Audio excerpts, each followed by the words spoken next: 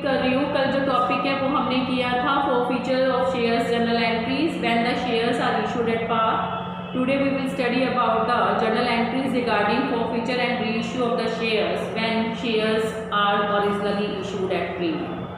इस कंसर्न में मैं आपको प्रैक्टिकल क्वेश्चन नंबर 42 करवा रही हूँ डीके गोयल की बुक से। तो मैं स्टेटमेंट आपको रीड करके बता रही हूँ बेटा। X limited issued A prospectus offering 2 lakh shares of ₹10 each eight ₹14 पर शेयर। 10 रुपये का शेयर है, 4 रुपये प्रीमियम है। आप सभी को पता है यदि प्रीमियम के बारे में कुछ ना कहा गया हो तो ये प्रीमियम जो है हमेशा अलॉटमेंट के साथ होता है। Either in this question it is given application ₹4, allotment यहाँ आपको गिवन है बेटा। एप्लीकेशन जो है वो आपकी ₹4 है, allotment ₹6। Either it is given that premium amount is with allotment. अगर नहीं भी होता तो बेटा आप इसको लिखिए 2 + 4, क्योंकि ₹4 जो है वो आपका प्रीमियम है। फर्स्ट कॉल आपको दी गई है यहाँ पर ₹3। अब बैलेंस दिया गया है फाइनल कोड पर। तो देखिए बैलेंस कैसे निकालेंगे। फेस वैल्यू होनी चाहिए 10 और प्रीमियम होना चाहिए 4। हमारा प्रीमियम कंप्लीट हो रहा है लेकिन फेस वैल्यू 10 कंप्लीट नहीं हो रही। 4 + 2 6 + 3 9, तो कंप्लीट हो जाएगा ₹1। 1 रुपया जो है वो आपके फाइनल कोड पर आ जाएगा। ठीक है, ये अमाउंट आपको तब तक कैलकुलेट करनी पड़ेगी जब बैलेंस गिवन होगा। तो बैलेंस निकालने के लिए आप नीचे ये फेस वैल्यू देखो, मैं आपको बार बार बता रही हूँ, ये फेस वैल्यू होती है और ये प्रीमियम अमाउंट है। Always the capital is debit और क्रेडिट विथ फेस वैल्यू, इसलिए हमें फेस वैल्यू का पता होना बहुत ज़रूरी है क्योंकि ये फेस वैल्यू के साथ चलती है। ठीक है, उसके बाद जो दिया है कि दिनेश जिसके पास 1000 शेयर्स थे डिड नॉट पे the amount due on allotment and first call. जिसके पास 1000 शेयर्स थे उसने अमाउंट जो है वो अलॉटमेंट की नहीं दी और साथ ही साथ उसने फर्स्ट कॉल की अमाउंट पे नहीं की है। तो आप जो है बाकी एंट्रीज वैसे ही देंगे फॉरफीचर से पहले की एंट्री जैसे कि हम देते रहे हैं। तो सबसे पहली एंट्री बनेगी वही as usual, bank account debit to share application. आप लोग अपनी नोटबुक पे करते रहे सभी साथ साथ इस क्वेश्चन को ताकि आपको समझ आ जाए। ठीक है, bank account debit to share application हम करते हैं जनरल एंट्री। देखिए पहले पूरा ये ध्यान रखना बेटा, फाइनल एग्जाम में आपको पूरा फॉर्मेट भी चाहिए जर्नल एंट्री के साथ साथ। ठीक है, तो आप फॉर्मेट बनाएंगे particulars LF amount debit amount credit. ध्यान रखिएगा बोर्ड एग्जाम में 25% of the marks of total format के डिडक्ट होते हैं। तो ये कंप्लीट फॉर्मेट आपके सामने होना चाहिए। साथ में आप बनाएंगे वर्किंग नोट भी तैयार करेंगे। ठीक है, तो फर्स्ट एंट्री हो जाएगी बेटा bank account debit to share application और ये अमाउंट जो है वो आपकी फुल अमाउंट से हो जाएगी। फुल अमाउंट आपकी हो जाएगी बेटा। Total number of shares are 2 lakh and application money is ₹4। तो ये आपकी हो जाएगी 2 लाख इंटू में 4 8 लाख रुपीज़। ठीक है, ये एंट्री आपकी वही सेम। उसके बाद जो है आप एंट्री दे देंगे सिंपल एंट्री जो आपकी है that is share application account debit to share capital as usual 8 lakh. Third entry जिसमें आपका कोई चेंज नहीं है, share allotment account debit. Amounts आपके माइंड में होनी चाहिए बेटा, तभी आप अच्छे से इस क्वेश्चन को स्पीडली कर सकते हो। To share capital account to security premium reserve account.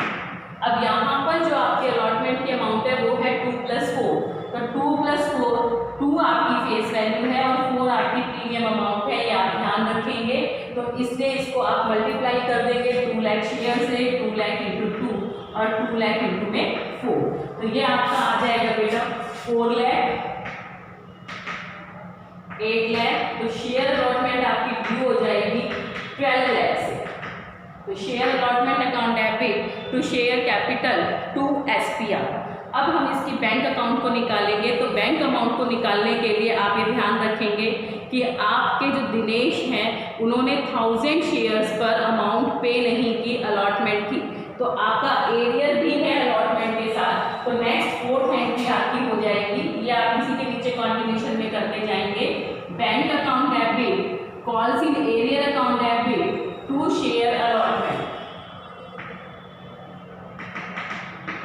Bank account debit calls in arrear account debit to share allotment. ये कोई नई चीज आप नहीं सीख रहे हैं, स्टार्टिंग से आप इन क्वेश्चंस को करते आ रहे हैं।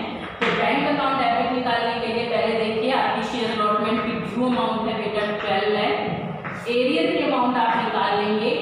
एरियर मल्टीप्लाई करते समय ध्यान रखना, कैलकुलेट करते समय कि इसे हम मल्टीप्लाई करेंगे 6 से, जो आपकी अलॉटमेंट की फेस वैल्यू प्लस में प्रीमियम अमाउंट होगी। तो 1000 इंटू में से 6000, तो बैंक अकाउंट आ जाएगी 12 लाख में से 6000 गए आपके 11,94,000। यहाँ पर मेन जो आपने अपनी अटेंशन पे करनी है बेटा, वो इस चीज़ पर पे करनी है कि आपका यहाँ जो अलॉटमेंट की अमाउंट मल्टीप्लाई करनी है इसमें प्रीमियम भी होना चाहिए। कई बार स्टूडेंट्स यहाँ गलती कर देते हैं, केवल 2 से या 4 से मल्टीप्लाई कर देते हैं। तो एरियर जो है वो कंप्लीट अमाउंट से होता है, फेस वैल्यू प्लस में प्रीमियम अमाउंट। उसके बाद नेक्स्ट एंट्री हम करेंगे कॉल की, जिसके लिए एंट्री आपकी सेम वही होगी, share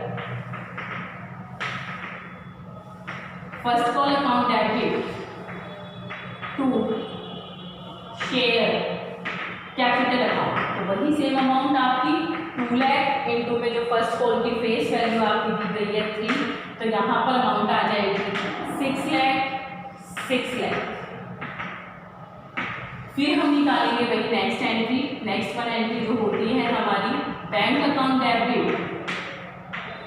to share first call account. Bank account debit to share first call account, और ये अमाउंट आपकी उसी अमाउंट से हो जाएगी जैसा कि आप पहले भी करते रहे हैं।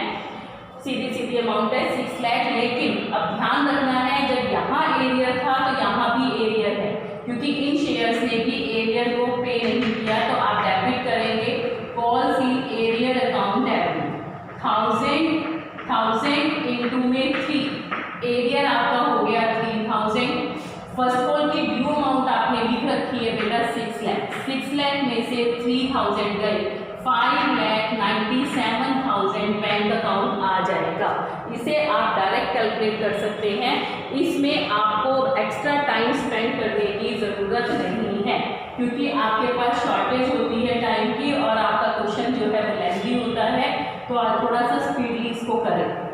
उसके बाद बेटा अब हमें देनी है फोरफीचर की एंट्री। मेन कंसीडर जो आज आपने करना है, जो नया टॉपिक आपने सीखना है वो यही है कि आप किस प्रकार से फोरफीचर की एंट्री करेंगे, क्योंकि फर्स्ट कॉल के बाद ही इन शेयर्स को फॉरफिट कर लिया गया है। अब फर्स्ट कॉल के बाद इन शेयर्स को फॉरफिट किया गया, आपको पता है कि आप वर्किंग नोट तैयार करेंगे। वर्किंग नोट में से वही कि आपने 1000 शेयर्स को फॉरफिट किया, एक शेयर 10 रुपीज़ का था, एप्लीकेशन अमाउंट 4 थी, अलॉटमेंट बिल्कुल वैसे ही लिखेंगे बेटा प्रीमियम के साथ 2 + 4। आप इसे 6 नहीं लिखेंगे, 2 + 4 लिखेंगे। फर्स्ट कॉल जो है वो आपकी बेटा 3 रुपीज़ थी। अब हम इसके बाद फॉरफिट कर रहे हैं, तो इसलिए यहाँ पर लिख देंगे 9 + में 4।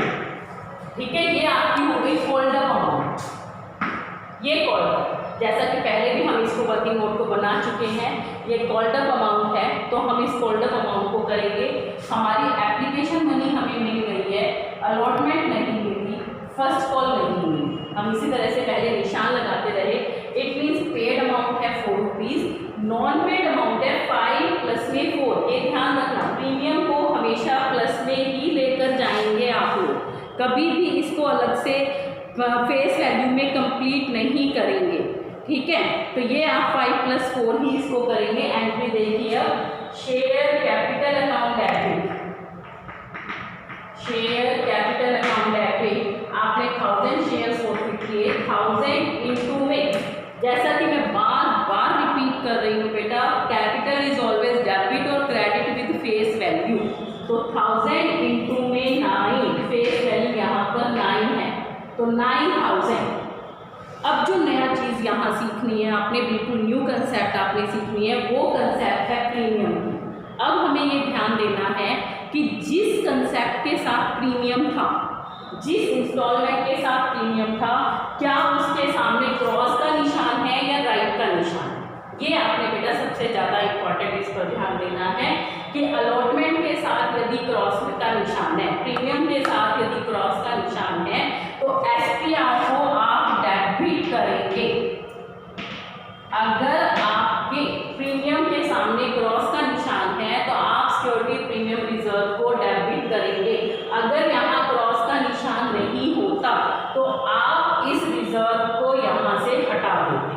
बस इतनी सी बात आपको ध्यान रखनी है बेटा कि यदि क्रॉस का निशान है तो SPR डेबिट होगा, और यदि प्रीमियम के सामने राइट का निशान होता तो आप SPR को डेबिट नहीं करते।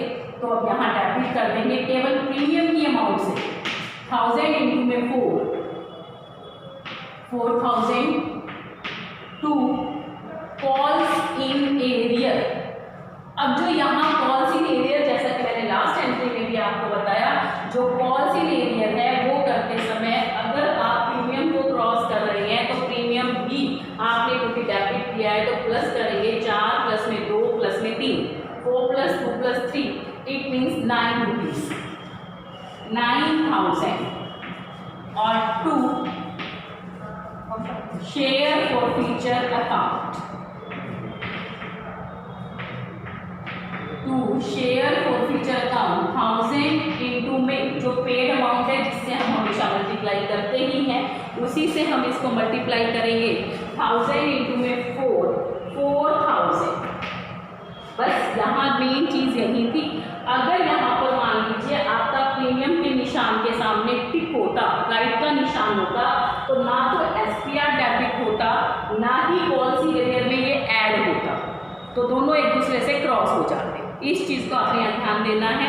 उसके बाद बेटा रीइशू की एंट्री आप करेंगे। रीइशू की एंट्री के समय ये कहा गया है कि 400 shares were immediately reissued at ₹9 paid up for 8.40 per share. It means in shares को, इनमें से केवल 400 शेयर्स को तुरंत रीइशू कर दिया गया। अब रीइशू की एंट्री हम देंगे बैंक अकाउंट डेबिट, 400 शेयर्स को रीइशू कर दिया ₹8.40 में, ठीक है। और 2 शेयर कैपिटल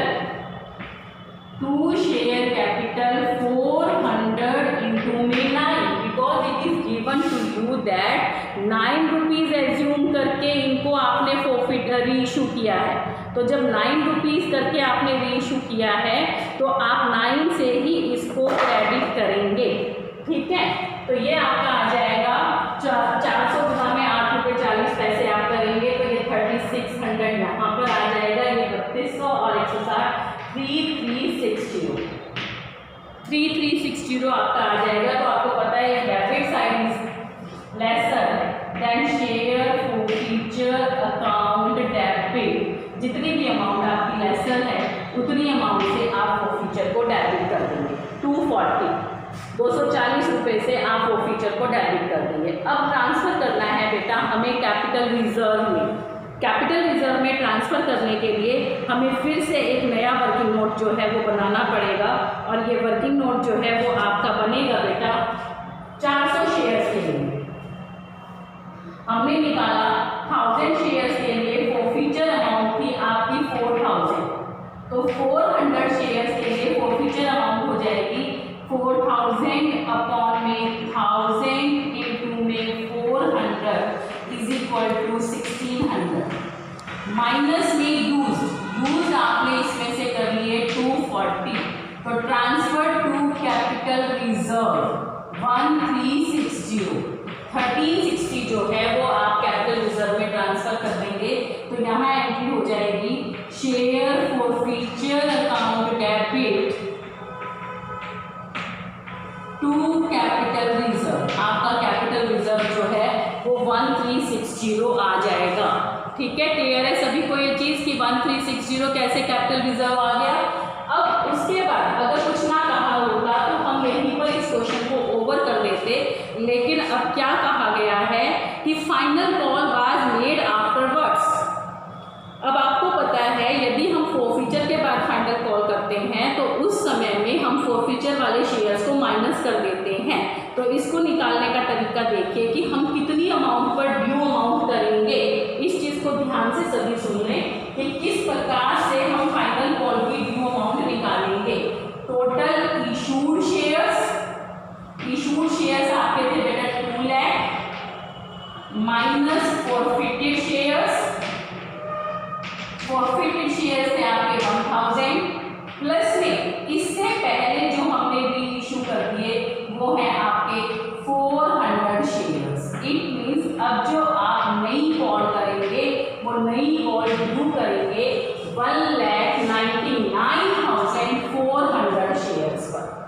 1,99,400 शेयर्स पर नई कॉल आप करेंगे तो इसकी जनरल एंट्री हो जाएगी share final call account debit to share capital. यू की एंट्री निकालना बेटा ध्यान से देख लेना। जब हम किन्हीं शेयर्स को फॉरफिट करते हैं तो इशूड में से फॉरफिटेड शेयर्स को माइनस कर देते हैं, ठीक है। लेकिन अगर हमने उनसे पहले उनको री इशू भी कर दिया तो उन रीइशूड शेयर्स को हम प्लस भी कर देते हैं, तो ये अमाउंट आ जाएगी 1,99,400। 1 रुपया हमारी फाइनल कॉल थी, 1 रुपीज से हमने इसको कर दिया। अब उसके बाद bank account debit to share final call, क्योंकि सारी की सारी अमाउंट जो है वो हमें मिल गई है, तो अब यहाँ पर सेम अमाउंट हो जाएगी बेटा bank account debit to share final call 1,99,400। तो आज जो है वो हमने इस क्वेश्चन में बेटा सीखा कि किस प्रकार से जब ओरिजिनली शेयर्स जो हैं वो प्रीमियम पर इशू किए जाते हैं तो उस समय फॉरफीचर की एंट्री के समय कब एसपीआर डेबिट होगा और कब डेबिट नहीं होगा।